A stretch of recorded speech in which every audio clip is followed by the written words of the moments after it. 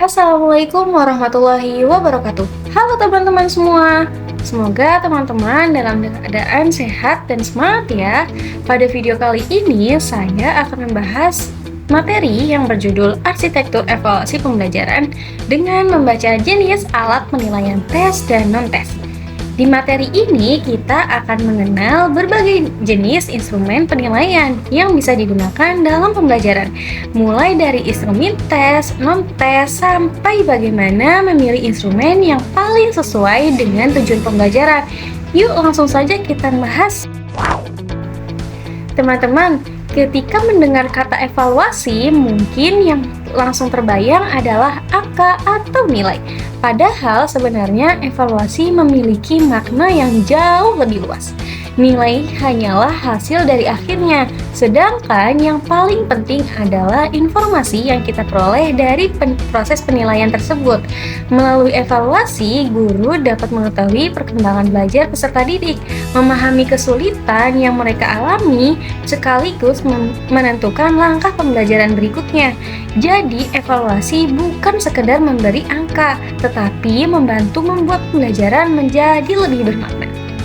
Di slide ketiga ini, kita menggunakan ilustrasi gunung es.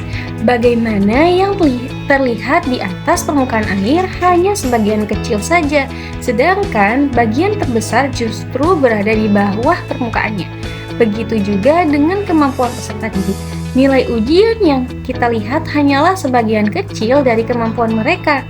Masih ada kemampuan secara berpikir kritis, kreativitas, kerjasama, komunikasi, hingga sikap yang seringkali tidak bisa diukur hanya dengan tes tertulis. Oleh karena itu, guru perlu menggunakan berbagai jenis penilaian agar kemampuan peserta didik dapat terlihat secara utuh. Kita bisa melihat bahwa alat ukur pembelajaran dibagi menjadi dua kelompok besar, yaitu tes dan non-tes. Tes biasanya digunakan untuk mengukur kemampuan kognitif atau pengetahuan peserta didik, sedangkan non-tes digunakan untuk mengukur aspek lain seperti sikap, keterampilan, dan kreativitas hingga kemampuan bekerjasama.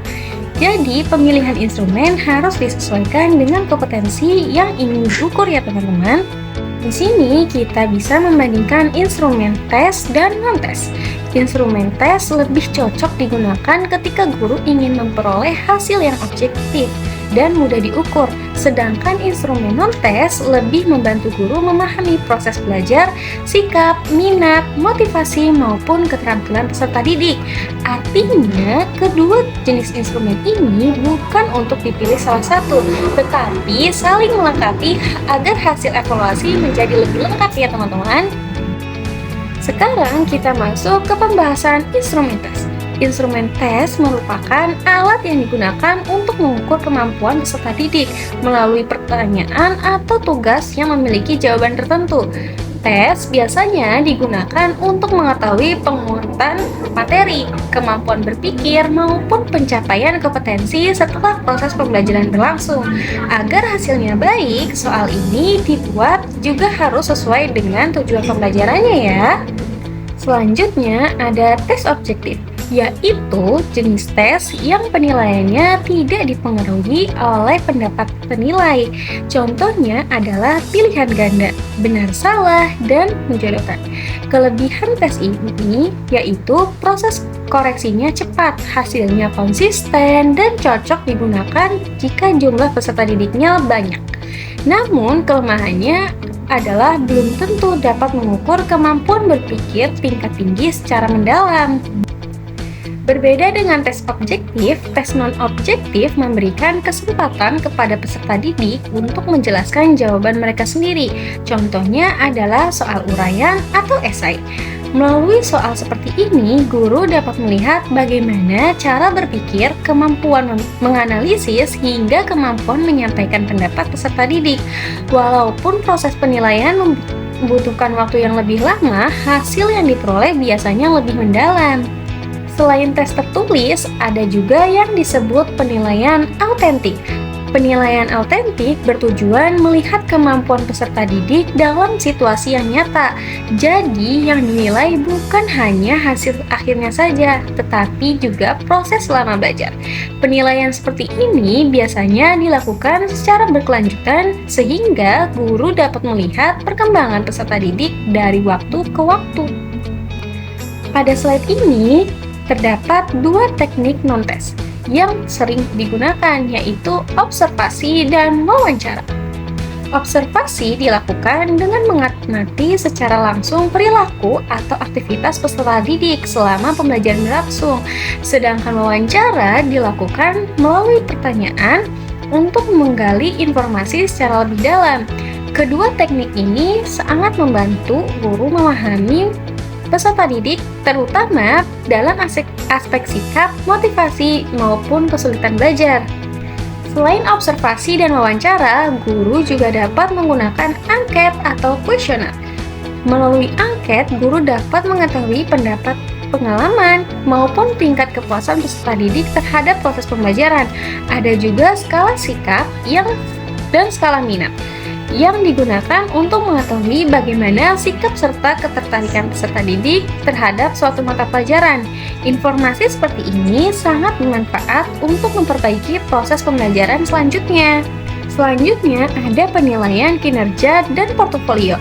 Penilaian kinerja dilakukan ketika peserta didik diminta menunjukkan kemampuan secara langsung, misalnya melakukan presentasi, praktik di laboratorium, atau demonstrasi. Sedangkan portofolio merupakan kumpulan hasil karya peserta didik selama proses belajar. Dari portofolio ini, guru dapat melihat perkembangan kemampuan peserta didik dari waktu ke waktu, bukan hanya berdasarkan satu kali penilaian saja. Pada slide ke-13 ini dijelaskan beberapa bentuk penilaian yang melibatkan peserta didik secara langsung. Yang pertama adalah penilaian diri, di mana peserta didik mengevaluasi hasil belajarnya sendiri. Yang kedua adalah penilaian antar teman atau peer assessment, yaitu memberikan masukan kepada teman secara objektif. Dan yang ketiga adalah sosiometri, yang digunakan untuk melihat hubungan secara sosial atau interaksi antara peserta didik di dalam kelas. Penilaian seperti ini dapat membantu membangun sikap reflektif dan kemampuan bekerja sama. Kalau kita lihat keseluruhan materi, sebenarnya tidak ada satu instrumen yang paling sempurna. Guru perlu mengombinasikan berbagai jenis instrumen sesuai dengan tujuan pembelajarannya. Dengan menggabungkan tes dan non-tes, hasil evaluasi akan menjadi lebih lengkap karena mampu menggambarkan pengetahuan, keterampilan, maupun sikap peserta didik secara bersamaan. Inilah yang disebut sebagai evaluasi yang holistik atau menyeluruh.